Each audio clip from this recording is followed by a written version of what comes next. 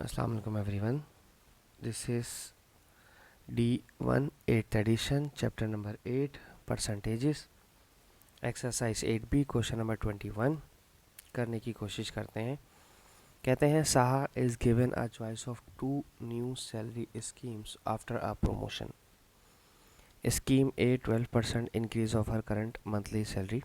Scheme B is 8% increase of her current monthly salary plus annual bonus. If Saha currently monthly salary is this much, which of the two scheme is better? Okay, no problem. सबसे पहले अगर हम scheme ए की बात करते हैं, ठीक है, कि स्कीम ए का जो एजेंडा है वो क्या है. स्कीम ए का एजेंडा ये है कि साहा की जो सैलरी है, हम ऑप्शन ए की बात करें, ठीक है, साहा की सैलरी है 537 एंड 000. इसमें 12% इंक्रीज़ का मतलब होता है 112%, ठीक है, मल्टीप्लाई बाय 12, ये आ जाएगी टोटल अमाउंट इसकी स्कीम ए को अगर ये फॉलो करती है. ठीक है, क्या करता है, क्योंकि स्कीम ए में जो है सिर्फ 12% इंक्रीज़ लिखा हुआ है करंट मंथली सैलरी में. अब 12% इंक्रीज़ का मतलब मैं आपको पिछले क्वेश्चन में बता चुका हूँ, जब इंक्रीज़ होता है तो 100% प्लस हो जाता है. 537,000 537,000 12 महीने और मल्टीप्लाई बाय 112%, ठीक है, 7217280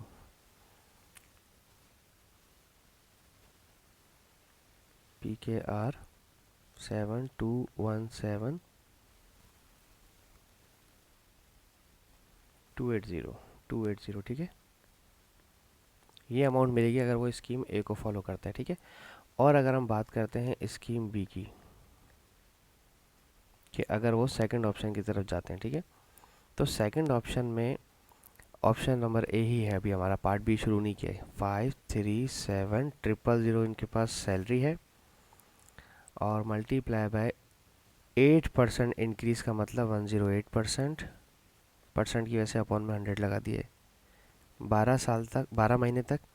इसके अलावा इन्हें एक बोनस मिलेगा 223800. लालच में आ जाते हैं लोग एनुअल बोनस पे. ठीक है, ये मैं आपको बता दूं, ये कंपनीज़ का एम्प्लॉयज़ की चाल होती है. 108%, और इसमें बोनस भी दे रहे हैं इन्हें कितने का, 223800. ओके, 223800 7183320 7183320. चेक करें ज़रा, चेक करें. अगर कोई शख्स ये कहेगा कि आपकी परसेंटेज 112% इंक्रीज़ कर रहे हैं या 12% इंक्रीज़ कर रहे हैं लेकिन एनुअल बोनस नहीं है, लेकिन हम आपका 8% इंक्रीज़ कर रहे हैं लेकिन हम आपको एनुअल बोनस भी दे रहे हैं इतना अच्छा खासा, 2.25 लाख रुपये समथिंग, या 2.5 लाख रुपये समझ लें, 2.25 लाख बनते हैं. ठीक है, तो ये 2.25 लाख के चक्कर में लालच में आकर के आप स्कीम ए छोड़ देंगे, और स्कीम ए जो है जबकि वो आपको कितने 7,217,280 सालाना मिल रहे हैं, और ये आपको 7,183,000 समथिंग मिल रहे हैं. तो आपके पास तो वैसे ही 100,000 का फ़र्क यहाँ पर आ ही रहा है, तो ये वाला क्यों ले रहे हैं आप, इसको ना लें. आपको तो वैसे भी 2 लाख रुपये, 2.25 लाख रुपये लेने के बाद भी आपको 1 लाख रुपये कम मिलेंगे, तकरीबन 100,000. तो स्कीम ए मेरे हिसाब से बेटर है भाई, स्कीम ए की तरफ जाएं, ज़्यादा लालच की तरफ ना जाएं. कैलकुलेट करें कि आपको फ़ायदा कितना पहुंच रहा है किससे. ठीक है, तो मेरा ख्याल है स्कीम ए को फॉलो करें. ठीक है, अच्छा, पार्ट बी में क्या कहते हैं, पार्ट बी आ जाए ज़रा. पार्ट बी थोड़ा टेक्निकल है. कहते हैं suggest a possible amount for Saha's current monthly salary. एक आंसर बताएं साहा की करंट मंथली सैलरी का.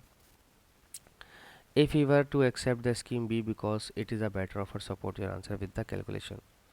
फिर भी कोई शख्स ज़िद में आता है, कहता है कि नहीं यार हमें सर जो है ना स्कीम बी लेनी चाहिए, उसमें 2 लाख रुपए आपको उस पर मिलने. तो वो किन के लिए होना चाहिए?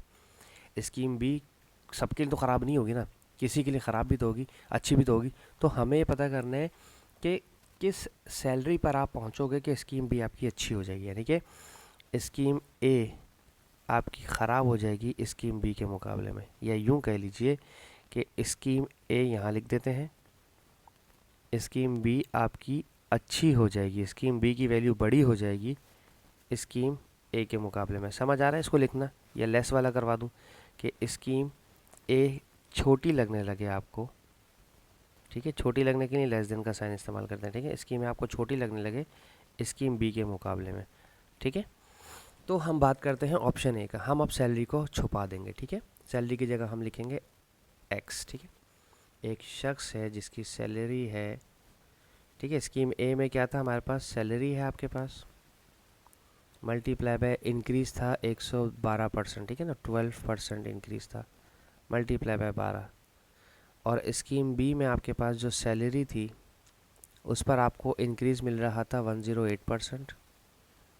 परसेंटेज की वजह से मैं 100, अच्छा अपॉन में 100 नहीं लगाया उधर भी पीछे, 108%, फिर 12 महीनों तक, और फिर एक बोनस भी मिल रहा था आपको 223800 का। ठीक है, सही है, ये हमारे पास है। सैलरी को मैं फ़िलहाल एक्स सपोज कर लेता हूँ। ठीक है, एक्स, और इन दोनों को मल्टीप्लाई करवाता हूँ। ठीक है, 112%, 12 का 112%। ठीक है,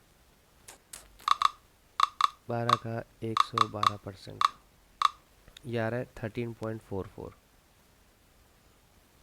ये आ रहा है 13.44।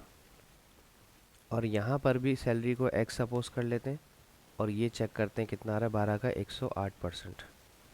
ठीक है, 12 का 108% आ रहा है 12.96, 12.96 प्लस 223800। ठीक है, ये पूरी एक्स की वैल्यू यहाँ भेज के माइनस करवा दें, 13.44x माइनस 12.96x इस लेस देन 223800। ठीक है, तो ये आ रहा है 13.44 में से 12.96 माइनस करना है, 13.44 में से माइनस करना है 12.96, 0.48। ठीक है जी, ये आ गया 0.48 एक्स इस लेस देन 223800। इसे वहाँ मल्टीप्लाई करवा रहे हैं, वहाँ भेज के डिवाइड करवा दें 223800 से 0.48, 223800, 223800 डिवाइडेड बाय 0.48, ये आ रहे हैं 466250, 466250। अच्छा जी, हमारे पास ये आ गया है 466250, ये आ गई सैलरी। इससे कम होनी चाहिए सैलरी ना इंसान, जिस शख्स की जो भी। तो हम 4660 को हम कर लेते हैं 4,60,000। ठीक है, जिस शख्स की सैलरी 4,60,000 है उसके लिए बी जो है वो हमारे लिए फ़ायदेमंद होगा। ठीक है, तो हम बी की ज़रा बात कर लेते हैं।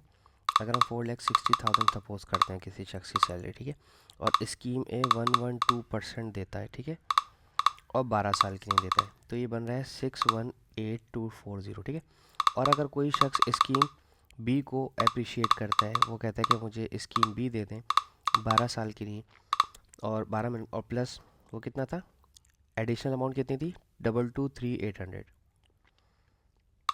223800। ठीक है, तो देखें, अगर आप गौर करें तो हमारे पास स्कीम ए के पैसे आ रहे हैं 618240 एनुअली, और स्कीम बी के जो पैसे आ रहे हैं वो आ रहे हैं 6185,400। तो जिसकी 6 लाख जिस शख्स की सैलरी 4,60,000 से नीचे है, लेस देन 4,60,000, वो स्कीम बी को प्रीफर करे। ठीक है, प्रीफर, जिनकी सैलरी इससे कम है प्रीफर स्कीम बी, स्कीम की शायद स्पेलिंग मैंने गलत कर दी। ठीक है, प्रीफर स्कीम बी। तो और जो जिनकी सैलरी इससे ज़्यादा है, 4,66,250 से ज़्यादा है, वो स्कीम ए को प्रीफर करें, क्योंकि उनको स्कीम ए में फ़ायदा, जैसे मैंने यहाँ पर आपको सॉल्व करके दिखाया भी था, जिनकी सैलरी 5,37,000 है उनको फ़ायदा हो रहा है स्कीम ए में, और स्कीम बी में लॉस हो रहा है। तो जिनकी सैलरी 4,66,000 से नीचे है, बिलो है, यानी कि 1 लाख, 2 लाख, 3 लाख, 4,50 भी है, तो वो स्कीम बी को प्रेफर करें, क्योंकि उनको बोनस फ़ायदा दे रहा है। ठीक है, तो वो लालच में आ सकते हैं। ठीक है जी, होप सो आपको समझाने में कामयाब रहूँ मैं। Thank you so much for watching my channel. Allah हाफिज़।